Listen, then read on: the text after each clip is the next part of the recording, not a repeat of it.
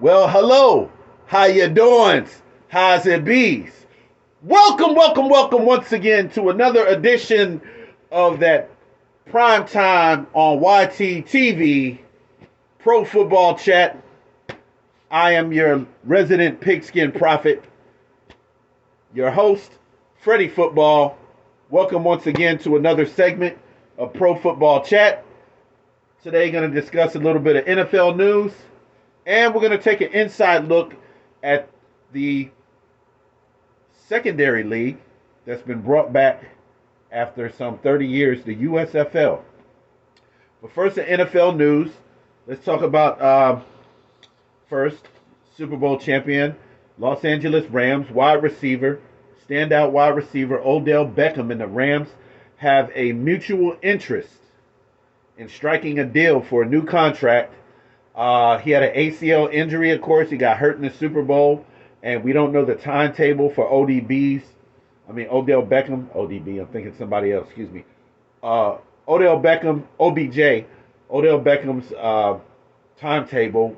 There's no set time for when he comes back from the injury, but him and the Rams, they have a mutual interest in him striking a new deal for a new contract for the 2022 season.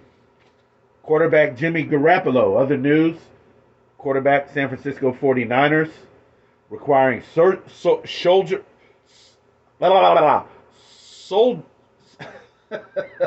I can't even say it. Shoulder surgery.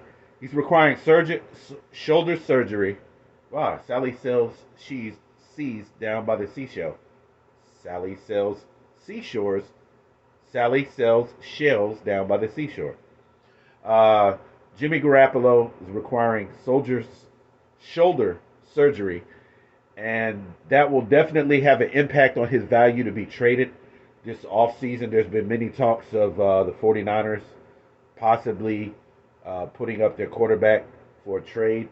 Availability has always been a problem for Jimmy G. He gets hurt quite often.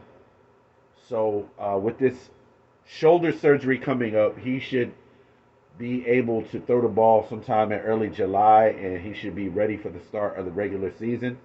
Whether the 49ers are going to keep him or not, that I do not know at this time. But he most likely could be put on the trading block for them. Okay, NFL Combine news. Now, there was something that happened recently among the wide receivers during the on-field workouts, and it was something phenomenal. And there was a lot of wide receivers that ran the 40-yard dash in awesome times. And this may be considered the fastest receiving class yet ever at an NFL Combine. And let's see, what do we have here? Tyquan Thornton, wide receiver. He ran an unofficial time of 4.21. And you know the official combine time is held by former Cincinnati Bengals wide receiver John Ross at 4.21. That was Tyquan Thornton's unofficial time. But his final time was a 4.28 in the 40-yard dash. Ohio State, former Ohio State wide receiver Chris Olave ran an unofficial time of 4.26, but it dropped to an official time of 4.39. And listen to all of these wide receivers that ran a close time. Tennessee's Velus Jones ran a 4.31. These guys are blazers, are burners. 4.31 in the 40. Memphis's former wide receiver Calvin Austin III ran a 4.32. SMU's Danny Gray ran a 4.33. Rutgers, Bo Milton, wide receiver, ran a 4.34. North Dakota State, Christian Watson ran a 4.36. And another Ohio State former wide receiver, Garrett Wilson ran a 4.38, and OSU's Olave and Wilson also shined on infield drill, elevating themselves in a class that's full of talent, some blazers that have historic speed. And I mean, and Garrett Wilson was really a surprise, even though his time was last among the others at a 4.38. He was basically known as a good route runner. But 4.38 is blazing speed in itself. So this guy has upped his value for the draft, and he stood out on infield workouts. So that's something to be proud of for him, and that's something for the scouts in the NFL to be looking at coming up for the NFL draft. So it's going to be some interesting picks out of the draft, coming out of the draft, and I wonder how many of these guys on this list will at least get picked in the first 3 rounds. That'll be kind of interesting to see. So I'll be on the lookout for that. The USFL. This league hasn't played in wow, almost 37 years almost. The USFL, of course, you guys know, was all the way back in the 80s, and it was owned by, guess who? You got it. Fake news. Donald Trump. Donald Trump. The league lasted about 3 seasons, 1983 to 1985. The NFL was forced to pay the USFL $5.5 million in attorney fees. But of course, the money was far too little to keep the league afloat. And thanks to the selfishness and narcissism of one Donald Trump, killed the USFL and the league, and it was done in at that time after 3 seasons. So now it's back. There were a lot more teams back then. I don't remember. May have been like, I don't know, 15 to 20 teams maybe back then. Now they have a 10-team league, and 14 historically black college university players were selected in the inaugural USFL draft. Brian Woods is the founder, and Brian Woods is the owner now, new owner of the USFL, the founder and CEO of the Spring League from 2017 to 2021, and a co-founder of the new USFL, and will serve as the league's president of operations. 3-time Super Bowl champion and former Dallas Cowboy fullback Daryl the Moose Johnston, who was an analyst for the NFL, will serve as the executive vice president of football operations. Okay, the team is divided into 2 divisions. You have the North Division and you have the South Division. And both divisions are comprised of 4 teams. The teams in the North Division, the New Jersey Generals. I'm sure some of you remember them that followed the USFL back then. The Pittsburgh Maulers, the Philadelphia Stars, they were a pretty good team back then. The Michigan Panthers. And in the South Division, we have the Birmingham Stallions, Tampa Bay Bandits, New Orleans Breakers, Houston Gamblers. Okay. Now, the first game their training camp takes place March 21st, coming up. The first game will be played the following month, next month, as a matter of fact, April 16th, with the Birmingham Stallions hosting the New Jersey Generals. Fox and NBC will be involved in the broadcast of these games. 20 games will be broadcast over the air, 12 on Fox, 8 on NBC. 19 games will be on cable, 10 on FS1, 9 on USA Network, and 4 will be online only, streamed on Peacock. The playoffs and the championship game of the USFL is scheduled for June 25th and July 3rd. They play a 10-game schedule with the teams in the same division playing each other 2 times and playing teams in the other division once. The 2 top teams play each other in a divisional semifinal, and then the championship game will follow. Okay. So, we have 10 teams, and there are, well, I'll give you the names of the coaches of each team. The Birmingham Stallions will be headed up by Skip Holtz, who's the son of Lou Holtz, legendary coach from Louisville and Notre Dame.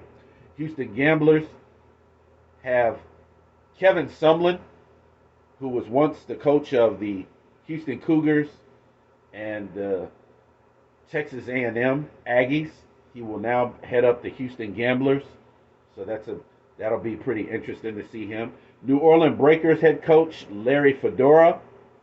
Don't know much about him. Tampa Bay Bandits will be head coached by Todd Haley, who has had a reputation as a good, very good offensive coordinator around the league. I believe he was with Kansas City Chiefs, his last team that he was with. The Michigan Panthers will be headed up by Jeff Fisher, the former Tennessee Titans coach who led the Tennessee Titans to the Super Bowl in 1999 against the Rams. Of course, they lost that game. New Jersey Generals will be headed up by Mike Riley. Philadelphia Stars head coach Bart Andrus. And the Pittsburgh Maulers will be head coached by Kirby Wilson. So those are all the teams in the league. Of course, like I said, the first time the league lasted 3 years, 3 seasons, 1983 to 1985. The rules, I don't know anything about the rules, but I do know that a lot of the USFL rules will be similar to the NFL, and there may be some different rules of depending on certain situations. So we'll see how that comes to be about. And discussion: how will the teams be affected by their 12-round draft? Well, they've already had a draft, and pretty much there were lottery picks. So there were picks from 1 to 10 in that order, and that's pretty much how they determined how the draft would go. And they had 12 rounds. So we're going to see how that plays out with these teams, and which teams have the better roster and which teams don't. Full active player, they play 10 games. So the salary for an active player will be $45,000. Salary for a practice squad player, $15,000. And when the teams win a game, this is added in their contract that they will make an additional $850. I believe that's per game, or per game that they win. So not as much money these players make, not even close to the NFL. But the league is just starting, so it's got to start somewhere. So we look forward to that, and I'm a fan of football. I like football. I really like football. My favorite sport, and I hope the league is successful. Some of these players can possibly transition to the NFL.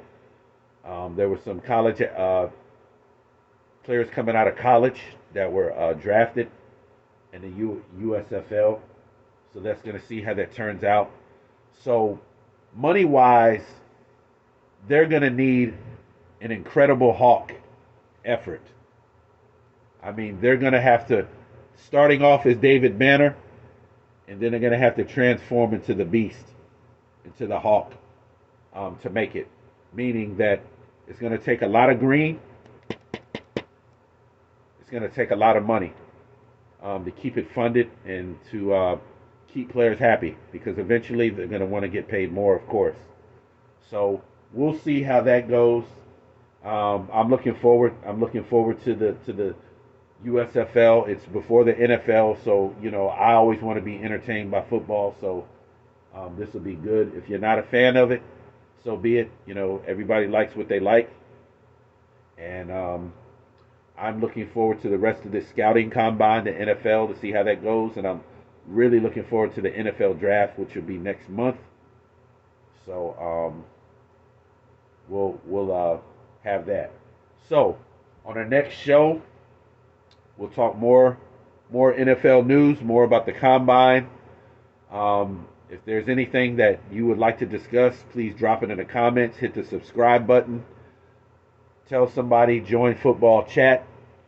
If you have any ideas or anything for the show or topics you like to discuss, please let me know. And I'll do my best to make it happen. So once again, like I said, hit that subscribe button. And thank you once again for joining another edition of Pro Football Chat. I am the Pigskin Prophet, your host, Freddie Football. I'll see you guys. You guys have a great weekend. We'll see you next time. Peace.